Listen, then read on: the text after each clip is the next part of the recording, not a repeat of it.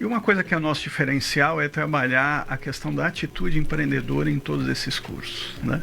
Então, a ideia é pegar essa expertise que a gente desenvolveu, né? Uma expertise que é atestada, por exemplo, em 2019 nós ganhamos o Prêmio Nacional de Educação Empreendedora, né? Um prêmio concorreram mais de 1.200 universidades do país. É trazer isso que temos trabalhado na formação dos futuros profissionais, né, para o dia a dia das pessoas. Então, é pensar em empreendedorismo não só em abrir negócio, mas tem uma coisa que é primeira e essencial, que é a atitude empreendedora. Sim. Ter uma atitude diferenciada, né, focada em resultados, ser criativo, inovador, né, ter um pensar estratégico, saber correr riscos, que são características do comportamento empreendedor, é importante para você abrir um negócio, é importante para você como colaborador de uma empresa, que é o que a gente chama de intraempreendedor, e até para o empreendedor social, que vai tentar mudar a sua realidade, da sua comunidade, né, melhorar a vida das pessoas. O servidor público também. Então, a atitude empreendedora é importante para qualquer ramo de negócio que você for trabalhar. Aí tem também a ideia de a gente trabalhar o processo empreendedor. Então, a gente pensa o seguinte, né, que é fácil ter ideia, não é? Mas tem técnica para gerar ideia. Tem técnica para você olhar uma necessidade, uma dor e criar uma solução para isso. A chance de você ter sucesso com isso é muito maior do que você fazer o que a gente chama de empreendedorismo por necessidade. Perdi meu emprego, estou com dinheiro do fundo de garantia aqui, né, recebi um plano de demissão voluntária, me aposentei, peguei o fundo de garantia, vou abrir um negócio. E sai abrindo o negócio porque acha que cozinha, que isso eu tenho alguma... Não, tem que ser planejado, tem que ser pensado, para a gente sair da estatística ruim, né? Infelizmente no Brasil, ainda depois de 5 anos, mais de 50% das empresas que foram abertas fecham. Isso é um número muito ruim, né? Apesar de todo o esforço, o Brasil é um dos únicos lugares no mundo que tem um órgão de apoio como o Sebrae, né? Então, assim, nós temos mecanismos que podem ajudar o empreendedor. Então, a ideia é a gente pegar a expertise do Univag, né, e o trabalho que a gente tem feito em todos os cursos e começar a trazer aqui, né, também para os nossos ouvintes. E não é só falar do processo empreendedor, mas depois que eu abri a empresa, aí é que o desafio começa, né? A gente pensa que o desafio é abrir um negócio. Não, é a primeira parte do desafio. Depois tem o dia a dia de você crescer e ser sustentável. Então, nessa lógica, a ideia é que a gente traga assuntos, até ouça pedidos dos ouvintes e prepare pautas, né, para interagir com o pessoal, trazer pessoas da universidade também, especialistas. Essa é a ideia do programa. Ela vai ter muito na linha, quem nos acompanha na sexta-feira, nós temos o Saúde e Longevidade, né? Os ouvintes vai sugerindo e a gente vai trazendo os temas. Isso. Aqui também, porque assim, quando a gente fala de empreendedorismo, a ideia inicial que vem à cabeça é ensinar as pessoas a abrir empresa, né? Isso é um processo. Tem que fazer isso também. Mas a grande questão, eu acho que ela passa por duas. Fazer essa empresa se tornar sustentável e recuperar empresas. Deve ter muita gente aí que tem um negócio e fala assim, olha, eu travei, não está indo, ou até estou regredindo no negócio. Você reabilitar isso. E talvez esse seja o maior desafio, né, Flávio? Sem dúvida, né? É o pensar diferente para achar a solução para aquele desafio seu organizacional, né? Todo desafio tem alguma solução. Agora, a gente tem que pensar isso no momento que a empresa está nascente ou ainda está numa boa situação. Não dá para pensar em buscar mudança depois que a empresa já está em séria dificuldade. A complexidade da solução, que mesmo assim vai existir, é maior, né? Então, tem que pensar sempre em aprimoramentos antes do problema se agravar, né? Quem vai nos alimentar é o nosso ouvinte. Então, você que está aí pensando em abrir uma empresa, pode mandar a sugestão para cá, qual a sua dificuldade. Você que já tem uma empresa e está em dúvida em alguma coisa, pode mandar a sua dúvida. Você que já tem uma empresa e está querendo crescer com essa empresa, ampliar, né? Uma das grandes questões que a gente vê muito, né? O cara monta um negócio, ele está dando certo, ele resolve abrir uma filial e ele estraga os dois, né? É um fator que muitas vezes termina ocorrendo em relação a isso. A gente vai continuar falando sobre isso. Agora são 7 horas 30 minutos. A gente vai fazer um intervalo, o Flávio continua com a gente. Vamos falar mais um pouco sobre esse quadro que a gente vai ter a partir já da próxima semana, todas as quintas-feiras. Estamos falando do novo quadro que nós vamos ter no jornal Giro Conte, todas as quintas-feiras, né? Vamos falar de empreendedorismo, né? É um quadro que tem como objetivo ajudar pessoas, empresas, ajudar negócios a desenvolver em Mato Grosso. Mato Grosso que é um estado que está em expansão muito grande. Ontem ainda nós discutimos isso aqui, falamos, né? Um estado com um dos menores índices de desempregos, né? Com muitas oportunidades, muito espaço, mas não basta ter oportunidade, precisa entender os caminhos, né? E entender de negócios. A gente fala hoje muito em grandes negócios, em redes, nós tivemos já o boom da questão das franquias, né? Mas o que vale mesmo é a pessoa conseguir fazer algo muito bem feito de forma correta, né, Flávio? Nós falamos que o empreendedorismo, você tem dois grandes tipos de empreendedorismo que a gente observa, né? Que é o empreendedorismo por necessidade, que Sim. tem muito mais chances de dar errado, e o empreendedorismo por oportunidade. O empreendedorismo por necessidade é aquele que, olha, eu estou com dinheiro, estou desempregado, eu preciso montar alguma coisa, né? A chance de não dar certo é bem maior do que você achar uma necessidade, né? Pensar nessa necessidade, uma solução para ela, e aí abrir um negócio, né? Olhar na sua cidade, na sua região, o que falta, ou o que pode ser aprimorado, né? Quando a gente fala em inovação, a gente pensa muito em ser disruptivo. Não. Sim. Né? Eu posso fazer uma inovação incremental, que esse processo eu posso melhorar. Isso aqui está faltando, eu posso fazer de uma forma que eu atenda aqui a população da minha cidade. E aí você planejar a abertura de uma empresa para atender essa dor da população, essa necessidade, né? Isso é empreendedorismo por oportunidade. Sim. A chance de dar certo é muito maior. Porque tudo que a gente fala de empreendedorismo, existe alguém na ponta que tem que consumir alguma coisa. Se você não tiver um público consumidor, não adianta, você pode criar uma loja até para o pessoal passar lá, tomar um cafezinho, né? Abrir uma porta, tal, o pessoal passa, olha, legal isso aqui, pô, ninguém tinha pensado isso aqui. Mas você vai usar? Não vou usar, não vou adquirir, não vou consumir, né? Isso. Eu isso acontece de forma cotidiana, muitas vezes eu sou procurado por empresas, teve muito tempo que eu lidei com pesquisa, né?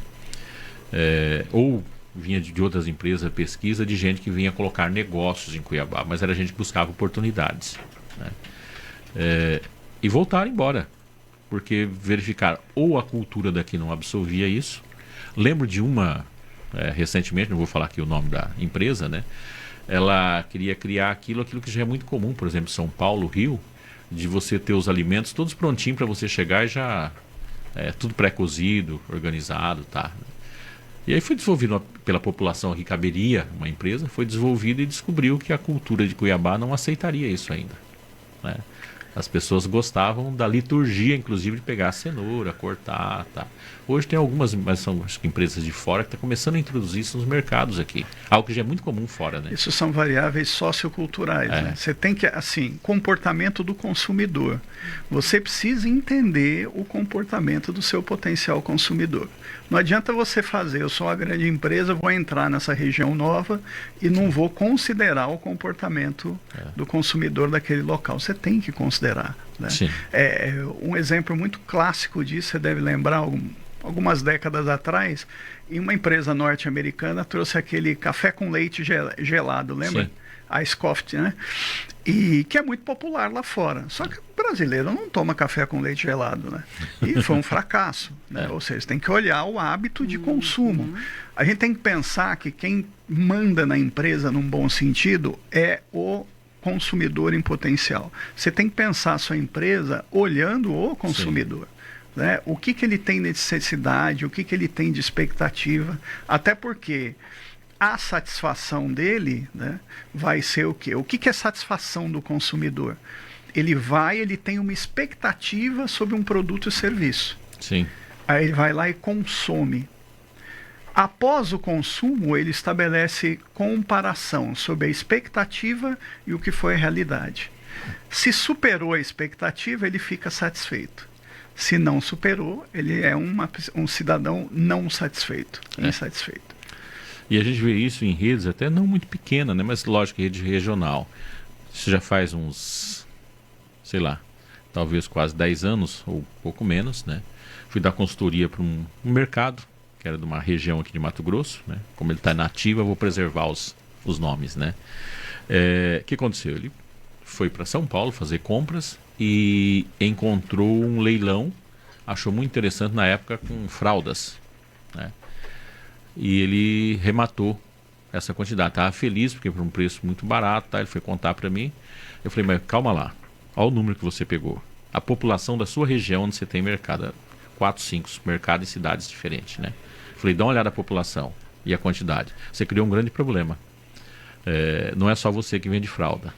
Você vai jogar a fralda lá, você vai tirar os outros do mercado e não existe uma população para consumir ela. Quantos anos você vai gastar? Suficiente. Não tinha demanda, né? Aí foi interessante, quando a gente colocou isso, o que ele fez? Ele foi em outros supermercados, Mato Grosso afora, até fora, né? E vendeu parte da mercadoria. Mas ele perdeu a perspectiva que ele tinha de lucro, porque ele teve que transferir para outras pessoas venderem, né? Mas veja que desses desafios todos nós estamos falando, desses casos, o que está por trás? Talvez uma falta de planejamento maior, né? Ou falta de entender a demanda, de entender o perfil. E é isso que o empreendedorismo pensado, né, deliberado tem que fazer, ou seja, planejar, organizar, implementar de forma que você atenda às necessidades e às expectativas do seu consumidor. É verdade. Para você que de repente ligou agora, estamos falando de empreendedorismo, de um quadro que nós vamos ter aqui todas as quintas-feiras, tratando de como, desde quando abrir a empresa, como tornar a empresa estável, como recuperar uma empresa, como recuperar um negócio, né? Algo que tem interesse de todo mundo, né? Nós aqui, que estamos aqui nos microfones, a gente vai estar aprendendo bastante, né? E você que está lá na ativa, né? E a gente tem falado muito das pessoas terem iniciativa. Eu acho até, Flávio, que a iniciativa as pessoas têm, mas o que faz as pessoas paralisarem, né? É o desconhecimento, porque ele é um universo, um universo que depende de muito conhecimento, né? Porque a gente teve uma época que era meio no feeling. O cara tinha uma terra, e muitas cidades começou assim. O cidadão tinha uma terra, de repente ele começou a olhar que passava muita gente na estrada, vou abrir aqui uma venda, chamava de venda na época, e muitas vezes em torno daquela venda se transformou cidades. É tanto que tem cidades que tem nome começado com venda. Venda Nova, por exemplo, é uma cidade, né? Venda Nova dos Imigrantes, né? Do Espírito Santo. É uma cidade. E tem outras cidades que tem esse nome. No Rio Grande do Sul tem uma também, né? E outros nomes muito semelhantes, e outras vilas que se transformaram depois de nome, que era o nome do primeiro armazém, que estava ali, que foi colocado para comprar cereais, o pessoal passava. Mas essa questão é a época que os veículos de transporte, a forma de negociação era outra.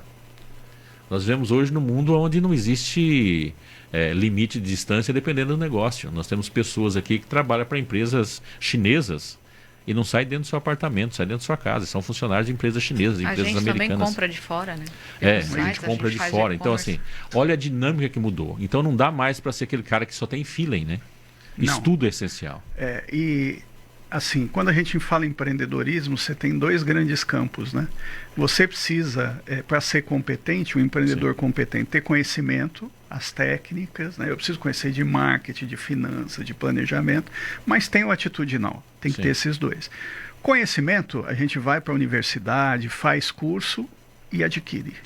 O atitudinal depende da pessoa. Atitude depende de ação.